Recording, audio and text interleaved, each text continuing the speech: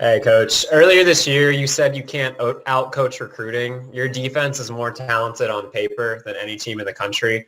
What sort of flexibility does that depth provide your coaching staff? Well, I think the argument that they're more talented than anybody in the country boils down to how they play, because talent gets you so far, and effort and toughness are a lot of qualities that we demand here, and both sides of the ball and special teams. So we're certainly excited about the defensive players we got, and we're young at some positions on defense, and we're old at some positions on defense. It seems in my years coaching, that you have one or the other. I've been through some really experienced teams in the secondary, been through some really experienced front teams. And this team has a lot of experience in the front and probably not as much in the secondary, but each year it's different. But this group's been fun to coach because they come to work every day. They've never really concerned themselves with outcomes and results. They've really just enjoyed working. They like to practice. They like being around each other. So I enjoy being around them. They've made it a joy to coach them. And it's not every year you get to coach a group like this. So we've certainly been excited. I think Dan and the defensive staff have done a tremendous job with those guys. The next question comes from Chip Towers. Go ahead, Chip. Coach, good to see you. How much of an issue has COVID safety and protocol been, in your preparations? Is it something that you're spending a lot of time logistically dealing with? And then, obviously, has it affected your roster availability from players? I think just across the country as a whole, it's obviously you turn on the national news, it's the lead-in story. You look across the country, the impact it's had on other games, whether that be NBA, NFL, the bowl games that it's impacted, certainly had an impact across the country. Ron Corson and his staff have been unbelievable, just awesome. We've had protocols in place throughout the year, probably not as strict earlier in the year as it was last year with the vaccination and really the low numbers and issues. As Ron saw things starting to spike, we increased our sensitivity to that. He's done a tremendous job of that over really prior to the SEC championship. We increased a lot of things around our building and our awareness of our players and understanding what's going on. He's had 4 different times. He's offered guys opportunities to get booster shots, and some of our guys have, some of them haven't, but they've really adhered to the policies we've asked them to and been able to steer clear for the most part. We had a little bout last couple weeks that we lost some guys and gotten most of those guys back. And really that's the biggest thing is being at full strength when you have to be, and that's where we're aiming towards. And next question for Seth Emerson. Go ahead, Seth. Hey, Kirby. 4 years ago when you all were in the CFP, it was coming off of SEC championship win. It was new. There was all this energy, excitement, enthusiasm. This time around, coming off a loss. How is it different? Is it good? Is it bad, you think? Oh no, it's being a CFP is where you want to be. All the tactical motivation techniques you have for whether it's Texas, Baylor, or Cincinnati in one of the New Year's Six bowls certainly creates a different kind of energy than this. This being in the CFP is, we really, when you pan the room, I think we've got, I don't know exactly how many, but 2 or 3 guys that can even remember being in that CFP and know what that was like. And when you look at those guys, they embrace that. They've been hungry for that opportunity. So I think every player, that's what you set out to do. So there's been no downside to that. The time in between is really the same, right? So the time between games is relatively the same that we would have regardless of what game we were in. The fact that you're in the playoff, it makes the practices so much more energetic, the work ethic so much better. And, coming off the loss of the SEC championship, certainly disappointed, but it was also a little bit of an awakening for our guys of where are the brutal truths and how can we work on those. And you grow probably the most you grow in a year after a loss, and things are made a lot more relevant to you when you have those. And next question's from Mark Schlabach. Go ahead, Mark.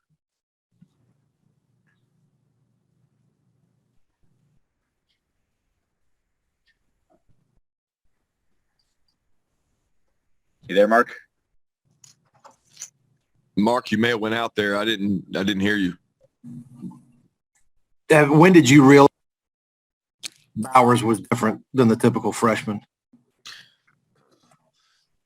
Early on. I mean, he came, when we recruited him, I thought he was different than typical freshman. I mean, this is a guy that would put his phone up and go run up a mountain or a hill out in Napa and sprint up the hill and back then down the hill and send video of it. So like he was wired differently. During COVID, we would challenge recruits to send us video of them working out, and he embraced that. Like he worked out every day. He competed every day. He sent video of going to throwing sessions with friends, and you knew right away this guy had some great one-step quickness. I mean, played tailback in high school, could hand him the ball, and he could do special things with it. So when you combine good size, speed with great work ethic, you tend to get a good player. But we felt pretty good that he was a special player while we were recruiting him. And then during the spring, he made some flash plays that we knew he was going to be a good player.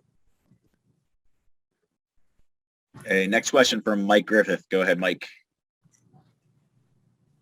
Yeah, Kirby, when the quarterbacks come up, you likened it to other positions as far as the competitions. But is it different when it comes to making a substitution at that position just because of the gravity, as you've mentioned, the rhythm?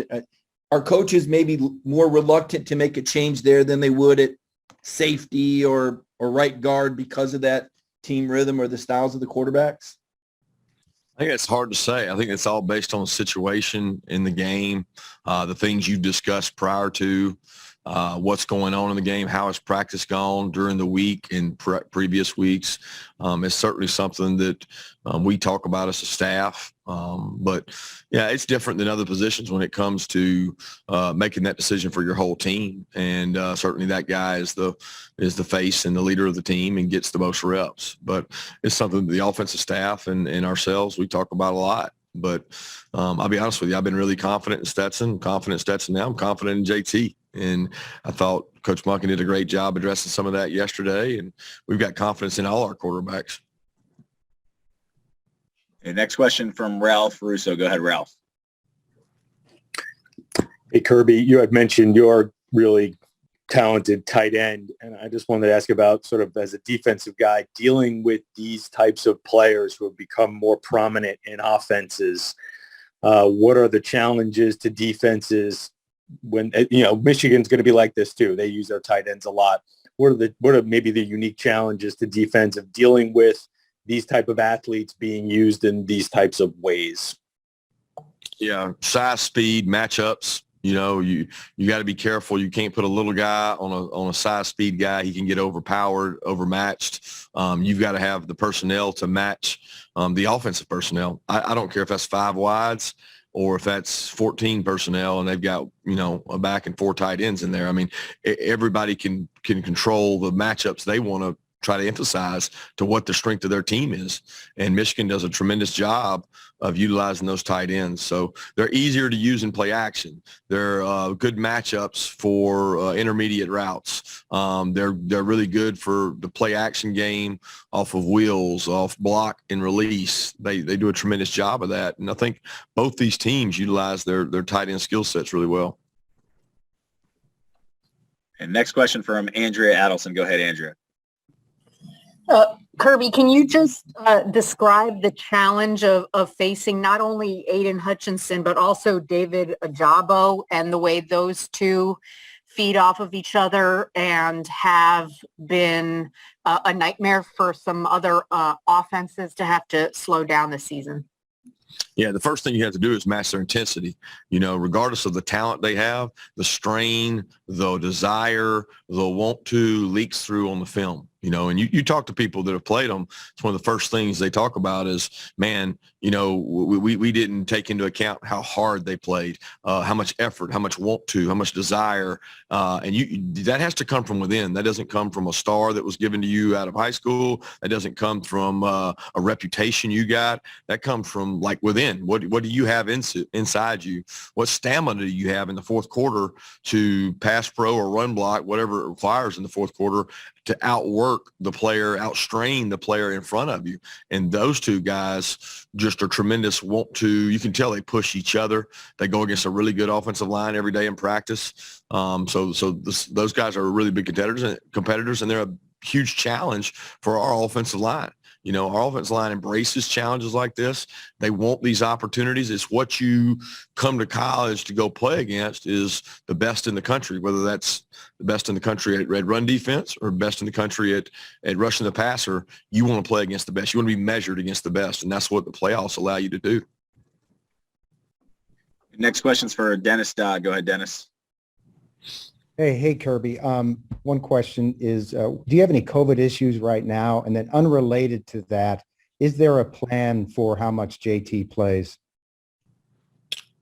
I think the first question, do we have COVID issues right now? We really don't address COVID. I mean, we don't talk about it with our guys, and we don't talk about it publicly. It's kind of been our rule all along that we have. So not a lot to address there in terms of talking about it, because we don't share that information out.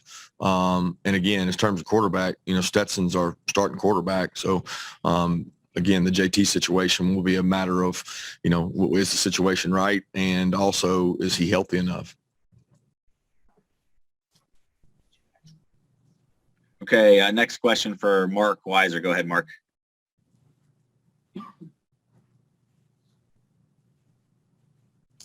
Hey, good morning, Kirby.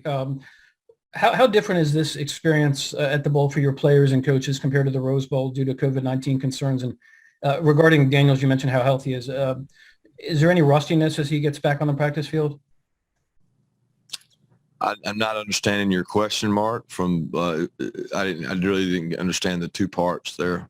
They're separate. I was just trying to cram them in together. I was asking just the experience this time versus the last CFP, just because, you know, limitations, watching out for your guys with COVID is the first part. And the other part was just with, you know, Daniels on the practice field.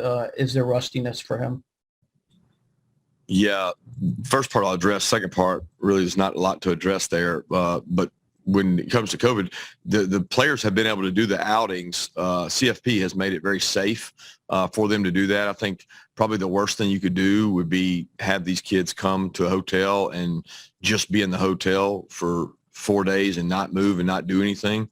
So they've made it safe for our players to be able to function. And as a matter of fact, being outside probably helps them more than anything else, as long as they're in a safe environment and not around crowds of people they don't know. So for the most part, our guys have done a tremendous job. They've done what we've asked them to do. And to be honest with you, the Orange Bowl staff has made it seamless.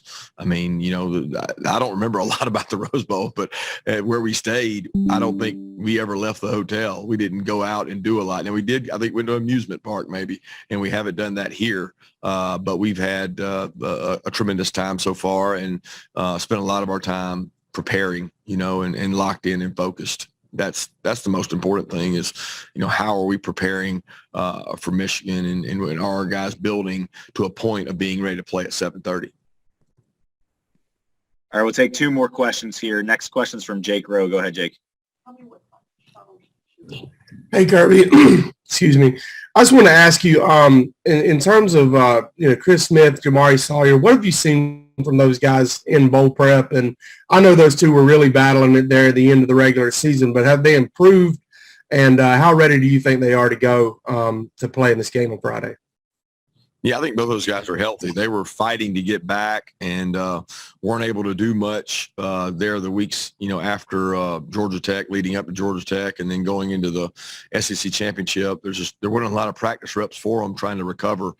They've had, you know, a week off before we started back, and then they've had some good practices build up. And then, you know, the benefit they got was a little bit of recovery time there for 2 days from the time we left for Christmas, and then coming back and starting again. So both those guys, they work hard. They're in the training room. They do what you ask. It's very important to them. So they do the rehab necessary to be as healthy as possible. There's really no way in the middle of a season, even with this break, to get 100%. But at the end of the day, these guys are fighters. They're two of our leaders on our team, and they fought back. We've had to be smart with the number of reps we give them. The last question for Coach comes from Anthony Dasher. Go ahead, Anthony. Hey, Coach, can't get away about one more quarterback question. I guess the one I get from a lot of people is from folks who don't understand, why the current starter was not the best option to start the season, but is now. Is that something you can kind of shed some light on what you guys were thinking at the time? Yeah, we play every game independent of the previous, and we do what we have to do to put the best players out there in a position to win the game. Every decision we make as coaches is to give our team the best opportunity to win the game. We sit down as a staff and talk about it, and we had those talks throughout the year. And I think Stetson's played at a high level, done a really good job with our offense. He has not played perfect by no means, but he's played well. And it's a decision that we make as coaching staff. And for whatever reason, there's fans that may not agree with it. They may agree with it. Media may not agree with it, may agree with it. Our team understands that we're going to give our team the best opportunity to win. And we feel like Stetson does that. And that's not to knock on JT. That's the part that's so sad about this, is that you guys want to ask us as coaches questions. I want to answer them as honest as possible. But the hardest thing is every time you ask a question, you drive the comparison home. And really at the end of the day, they're both different quarterbacks and they're both good in their own right. And I think we've got 4 quarterbacks capable of winning big here at University of Georgia, and Stetson's our quarterback right now. All right. Thanks, Coach. We appreciate your time this morning. Thank you, guys. All right, next up, we are going to have offensive lineman Jamari Salyer in just a moment.